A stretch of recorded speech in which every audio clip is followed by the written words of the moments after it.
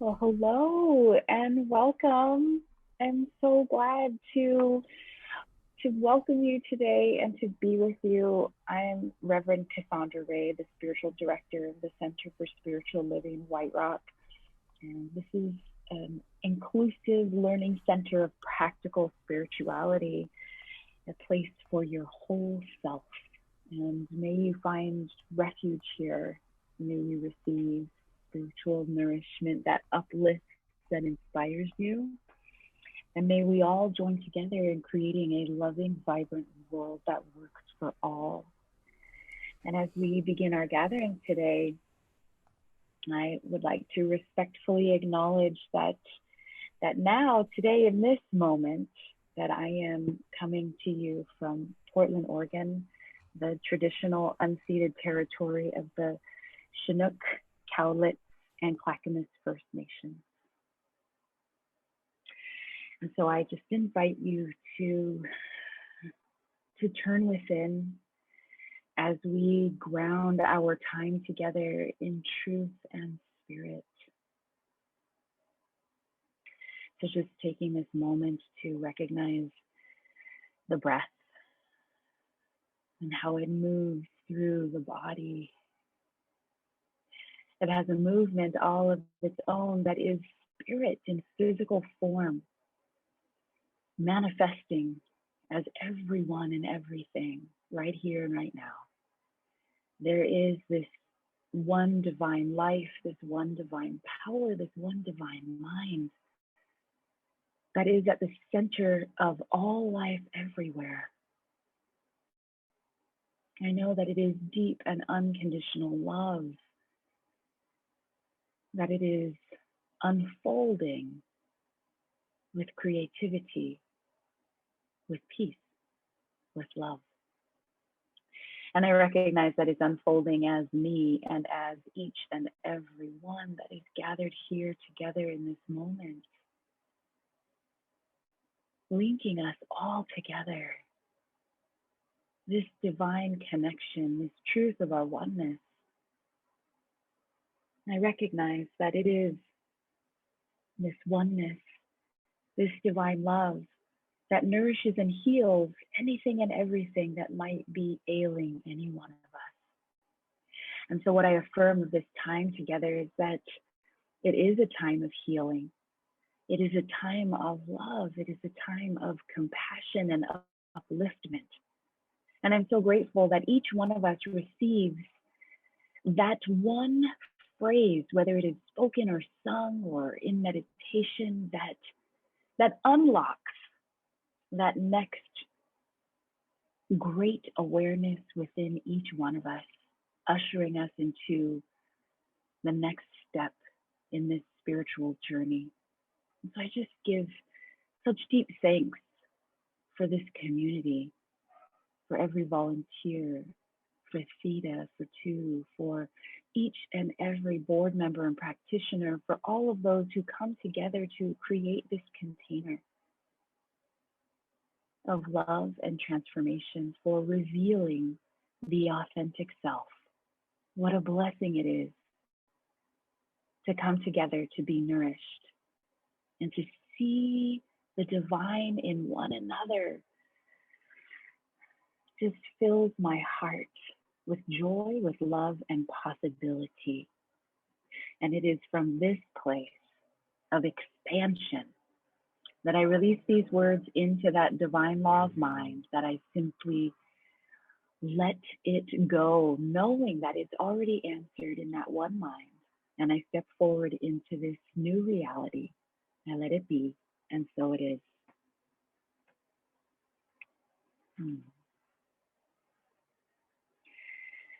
Our musician coming to us live today is Theta Phoenix. She is a sacred sound channel, intuitive singer, spontaneous songwriter, and recording artist whose angelic voice and soul-inspiring lyrics open the heart and mind. She has a beautiful way of tapping into the energy of a moment and deepening it into an experience of such harmony and love. She leads sound healing events using that powerful voice she has, along with crystal singing bowls and other instruments. You can learn more and see all of her upcoming offerings at feetofphoenix.com. And please join me in welcoming Feet of Phoenix.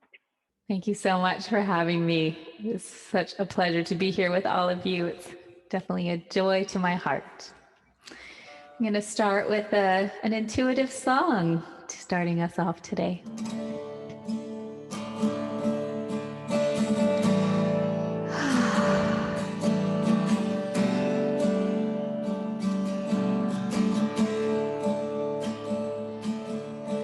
Each breath I receive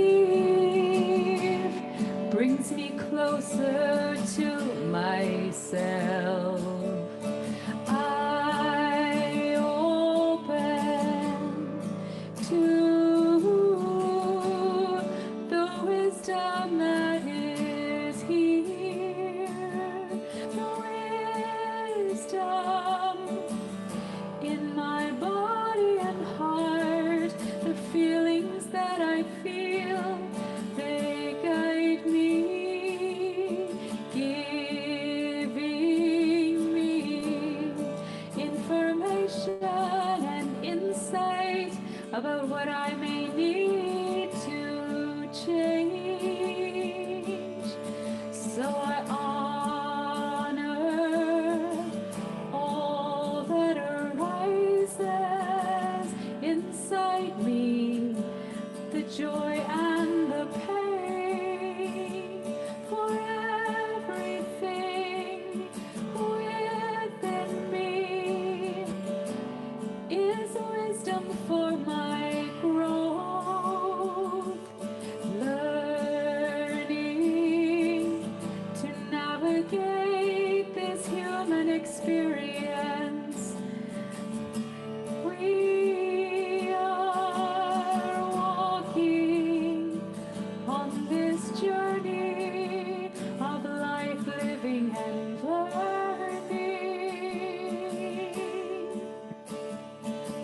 And I open my heart to whatever is here. I open my heart to be clear, listening to my body's inner knowing. For my felt sense, my somatic experience can teach me to love myself even deeper still, with compassion for all that I feel. And in this self-discovery, I learn how to love even more freely.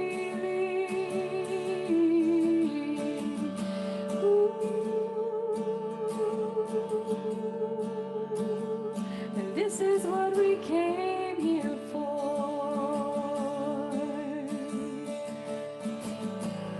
to love, to love.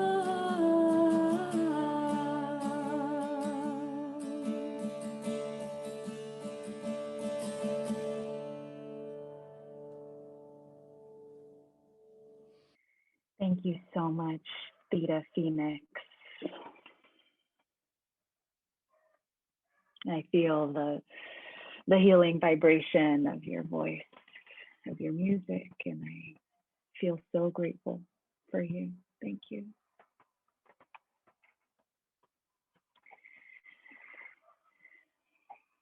As spiritual folks, how do we navigate life's ups and downs? Does spiritual living mean never being challenged? Or always getting what you want? or never feeling like a victim of your circumstances? What does spiritual living really mean? And more specifically, what does spiritual living mean to you? Today, we're exploring the role of discomfort in spiritual living because awakening to your spiritual magnificence is inherently disruptive. By their very nature, spiritual awakenings expand your awareness. You see things you didn't see before. You feel things you were unwilling to feel previously. And you now understand that some things need to shift in your life. You know, if I were to sit down with each one of you and ask you to tell me your story about what inspired you to embark upon a spiritual path, a spiritual journey, inevitably, each one of you would describe an event in your life, or events, maybe plural, that revealed a new awareness, a desire for something different or something more, and unsettling. Yeah, this new awareness can be unsettling because it often ushers you right out of your comfort zone and right into change. And who here likes change? Oh, yeah. But what if I were to tell you that today's change and discomfort could lead to tomorrow's peace and joy? What if, what if, what if today's change and discomfort could exist right at the same time with today's peace and joy? So Michael Singer explains in our book of the month, The Untethered Soul, The Journey Beyond Yourself. He writes, if you want permanent peace, permanent joy, and permanent happiness, you have to get through to the other side of the inner turmoil. You can experience a life in which waves of love can rush up inside you anytime you want. It is the nature of your being. You simply have to go to the other side of the psyche. You do that by letting go of the tendency to cling. You do it by not using your mind to build false solidity. You just decide once and for all to take the journey by constantly letting go. While no one's path can be reduced to 3 steps to enlightenment, I do love having 3 steps you can take. So today I will walk you through leaning into discomfort by what Singer describes as 1, going to the other side of the psyche, 2, letting go of the tendency to cling, and 3, not using your mind to build false solidity. Okay, so starting with going to the other side of your psyche, in order for you to understand your psyche, you must first know who you are. And this was last week's talk, if you want to delve in deeper to who are you. But essentially, it can be summarized in this quote from Michael Singer when he writes,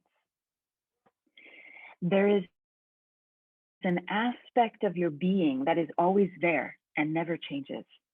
This is your sense of awareness, your consciousness. It is this awareness that is aware of your thoughts, experiences the ebb and flow of your emotions, and receives your physical senses. This is the root of self with a capital S. You are not your thoughts. You are aware of your thoughts. You are not your emotions. You feel your emotions. You are not your body. You look at it in the mirror and experience this world through its eyes and ears. You are the conscious being who is aware that you are aware of all these inner and outer things. You are pure consciousness, a vast field of awareness, infinite, unlimited, eternal, and unchanging. The self with a capital S is the one who is experiencing your thoughts, feelings, and senses. And Singer goes on to explain that consciousness is what he calls a dynamic field of awareness. And that dynamic field of awareness can be narrowly focused on the smallest of detail or broadly expanded on the big picture. Kind of like when you're looking at a room, you can focus on, the shape of the ceiling or just like the color and texture of the walls. Or you can experience the whole room with all of its furniture, its artwork, its features, its doors and windows, and take it all in at once. So Singer, I lost my place here. Here we go. Singer writes, when consciousness concentrates narrowly enough, it loses its broader sense of self. It no longer experiences itself as a field of pure consciousness. It begins to relate itself more to the object or objects it's focused upon. Your sense of self is determined by where you are focusing your consciousness. So he does this experiment in the book where he asks you to imagine that your consciousness is observing a vast empty inner space. Now imagine that passing through this space is a parade of random objects, like a cat or a horse, maybe a word or a color, maybe even an abstract thought, like a mathematical formula. So pick one object and let it stand out above the rest. And stay focused on that one object. Notice that your focus has brought it closer to you, that the rest has kind of faded into the background, and the object that you're focusing on is now stopped in front of you. And so he explains,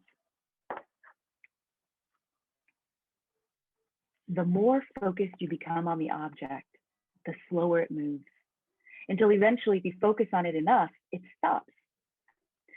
The force of consciousness ends up holding the object stable simply by concentrating on it.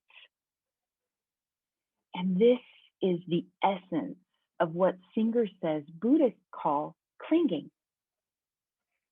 So clinging is when you take thoughts, emotions, and energy, and you focus on them so strongly that they stop moving through you. They stop moving through your awareness. Instead, you hold on to them, and this stopping the movement creates a sense of stability. So clinging creates a false sense of control, keeping everything the same. Clinging is what the psyche is all about. So Singer explains that each one of us builds an inner structure in order to have a fixed place to relate with everything and everyone. It provides an orientation, a sense of security amidst all of this inner and outer change. And he writes, you actually end up relating so strongly to this inner structure that you build your entire sense of self around it. Because you cling to it, it stays fixed. And because it stays fixed, You relate to it above all else. This is the birth of the psyche.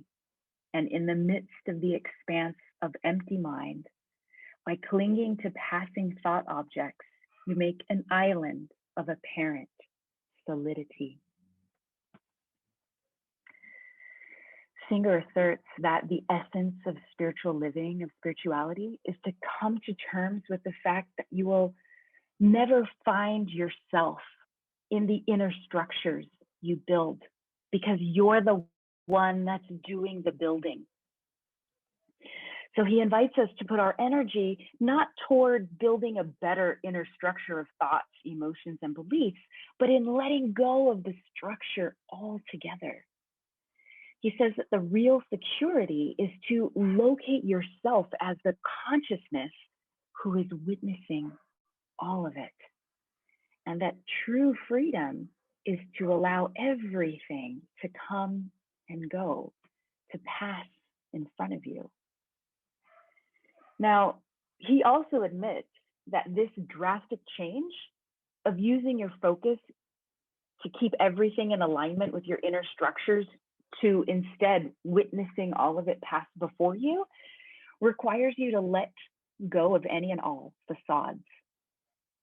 So he defines facades as the buffers or masks that we put on to protect our true inner self. You might have a work facade, a friend facade, a spiritual facade, a family facade, right?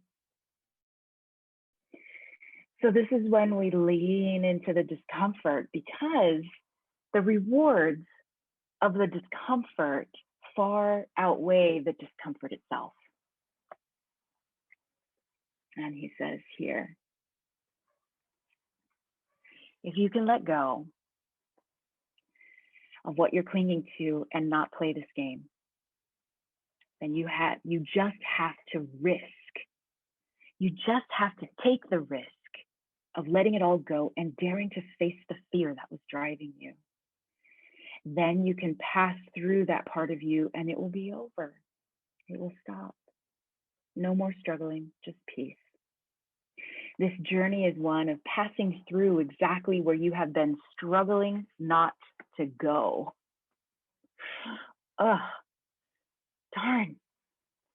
Passing through exactly where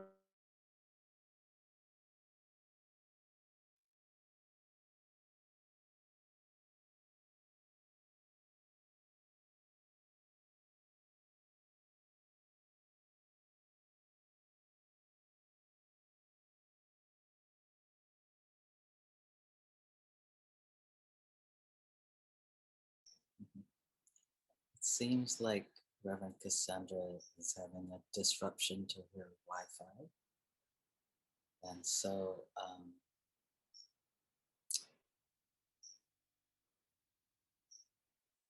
yeah, this idea that we're struggling against moving that thing, we want to avoid it, and not be touched too much by it, and so we avoid it and we don't go toward it. In ministerial school, I'm back. Oh, you're back. Well, I was just suddenly doing an impromptu sermon. I'm so glad you're back. Oh, thank you so much, champion. I have no idea what happened. I think my internet just turned off, and I just was no longer in Zoom all of a sudden, and now I'm back in Zoom. It took me out and brought me right back in. So I was saying that that I've done lots of things to avoid that fear of not being good enough, right? That I have, getting straight A's in school and performing really well and defying as many statistics as I could. So in other words, I built a lot of inner structures to prove to myself that I am good enough. And then I did my best to make my outer world reinforce this inner structure, because I didn't want to feel the pain of the fear of not being good enough. So when Singer talks about going where you've been struggling not to go, he's talking about taking a step back from the structures you've built and seeing them for what they are. This is spiritual living. He's talking about me taking a step back and looking and seeing, oh, these are all the things I've done to prove I'm good enough, but they're actually not who and what I am, right? Because every accomplishment, I could only feel good enough for a moment. Then I needed another one and another one and another one, right? And had to get bigger and better, right? So this going where I've been struggling not to go is about taking a step back and recognizing I am not my accomplishments, and then walking right up to and through all of the structures I built to protect myself from this fear of not being good enough. It is to recognize that the essence of who I am is actually immeasurable, that I can't be measured, that my worth can't be measured. And then I can remember who I am. I am the one watching, the one trying to prove her worth, right? And then I can watch the fear of not being good enough. I can watch it come and I can watch it go. It doesn't have to stay. The more I let it pass before me without trying to change it, the less it will come back. It's okay to see it. Oh, there's the fear of not being good enough. It's okay to feel it. I'm afraid. But if I can breathe and stay centered in the truth of who I am, I can be free of it. If you can stay centered in the truth of who you are, you can be free of the fear that you have. Singer writes, let's find it. Here it is. As you pass through that state of turmoil, the consciousness itself is your only repose. You will just be aware that tremendous changes are taking place. You will be aware that there is no solidity, and you will become comfortable with that. You will be aware that each moment of each day is unfolding, and you neither have control nor crave it. Imagine that. Not trying to control anyone or anything, or even yourself. And having a sense of security without having that control. So while there is an impulse to protect yourself from fears and discomfort, it's a very human impulse, true freedom is in letting go of the false solidity you've built. I built all of these inner structures and outer behaviors so that I could prove that I wasn't worthless, that I had value, that I was good enough. But building all those structures and engaging in the behaviors was my way of actually holding that fear inside of myself, because it was the foundation of all of that structure. So Singer is asking us to see that your true power is staying grounded in yourself with a capital S, the one who is experiencing everything inside and outside of you. You know, life happens in a parade of thoughts, feelings, and energy in front of you. There is nothing solid about a thought, a feeling, or energy. And that's okay. You're safe. You're eternal. You're pure consciousness. And when you live in this place, waves of love can rush up inside of you anytime you want. And I do have to admit that I will trade all of my inner and outer structures trying to avoid this fear of not being good enough. I will trade all of that in for waves of love that can rush up inside of me anytime I want. And I choose that. I choose that.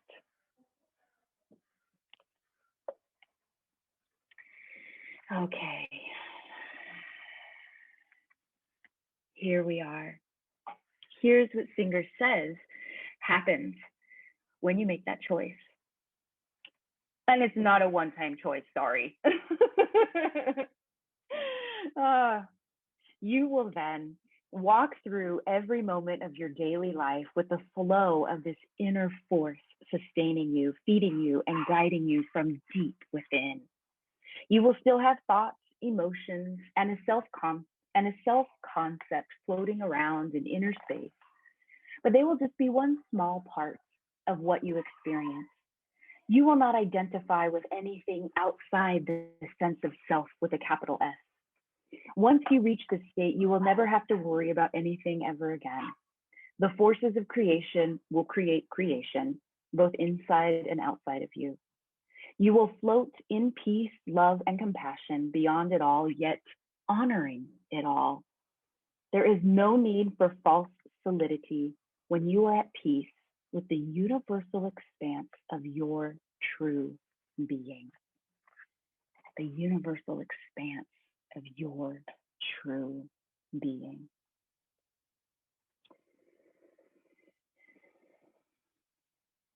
I wish I could tell you that I no longer have that fear of being worthless, or that I never get caught up in trying to prove myself.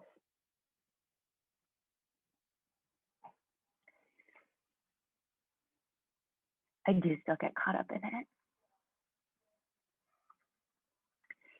But what I know is that this pure consciousness of who I really am,